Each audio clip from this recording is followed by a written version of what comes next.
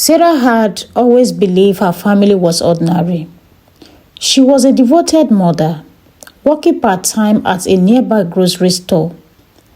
Her husband, James, worked as a truck driver, often coming home late but always with a smile for his family.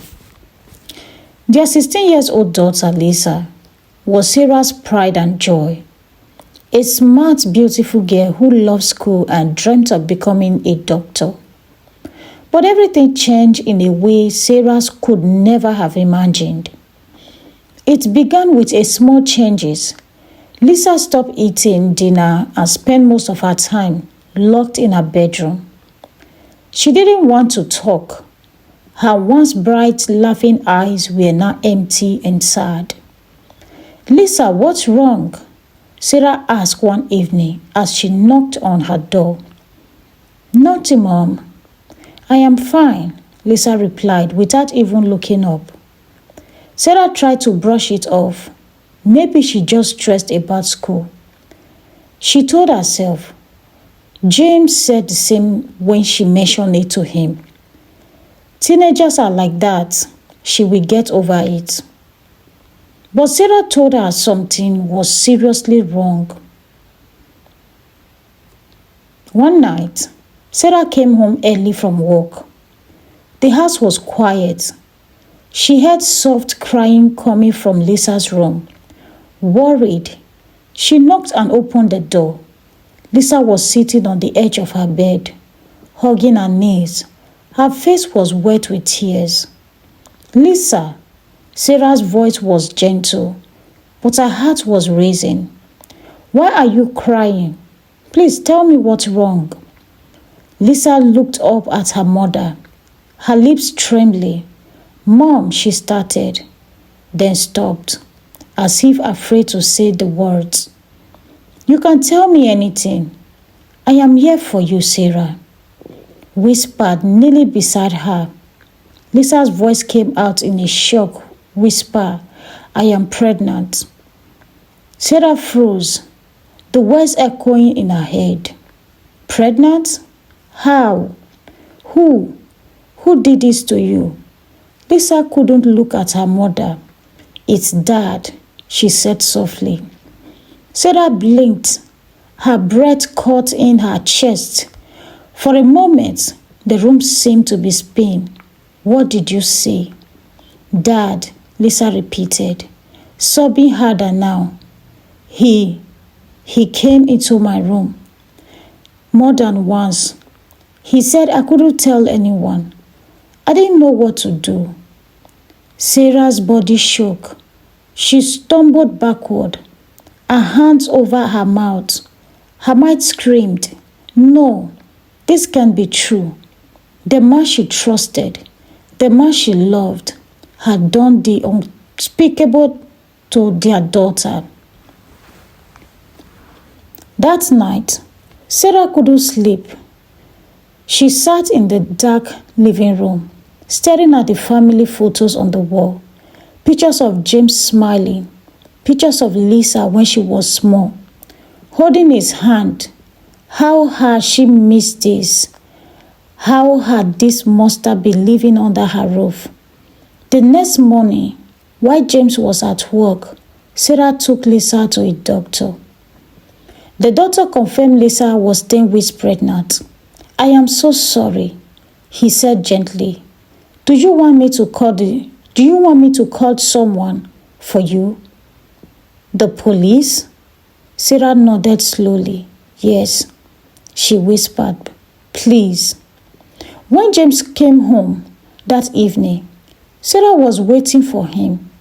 Lisa was in her room.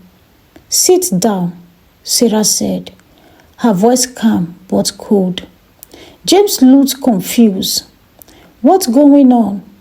Sarah's hand shook as she gripped a piece of paper from the clinic. The confirmation of Lisa's pregnancy. She threw it on the table. "Lisa is pregnant," she said. James froze. His face paled, but he stayed silent. "She told me it was you," Sarah continued, her voice breaking. "How could you do this? She's your daughter." James stammered. "Sarah, listen. I didn't mean." "Don't lie to me," Sarah screamed, her anger exploding. "You are a monster. You have destroyed our family." James fell to his knees, tears streaming down his face. "Please, don't call the police. I will face this, I swear." Sarah stepped back, disgusted. "Fix it? You can't fix this. You don't deserve to be near her or anyone." She picked up her phone and dialed the police. James grabbed her wrist, trying to stop her, but Sarah pulled away. "Get out of my house," she yelled. Minutes later, the police arrived. James was handcuffed and taken away. As they pulled him out of the house, he shouted, "Sarah, please." But Sarah didn't look at him. She turned to Lisa, who was crying in the hallway. Sarah hugged her tightly. "It's over," she whispered. "You are safe now." In the weeks that followed, Sarah's life felt like a storm. People in the town whispered about what had happened. Some blamed Sarah. Others avoided her altogether. But Sarah didn't care. Her only focus was helping Lisa to heal. Lisa decided she didn't want to keep the baby. It was a difficult choice, but Sarah supported her. Together, they spoke with counselors, doctors, and trusted friends. Slowly, Lisa began to smile again. One day, after a therapy session, Lisa said quietly, "Mom, I am sorry." Sarah frowned. "Sorry? For what?" "For not telling you sooner." Sarah hugged her tightly. "None of this is your fault. You are strong, and I am so proud of you." Lisa looked up, her eyes finally showing hope. "Thank you, Mom." James was sentenced to many years in prison. Sarah and Lisa moved to a new town, far from the painful memories. It wasn't easy. Healing took time. But together, they learned to trust again, to live again. Sarah promised her she would never ignore her instincts again. And every day, she reminded Lisa, "You are loved, you are strong, and you are not alone." If you love the story and you enjoy every bit of it, please, I would like you to follow me, subscribe, and share my video. See you in my next video. Bye.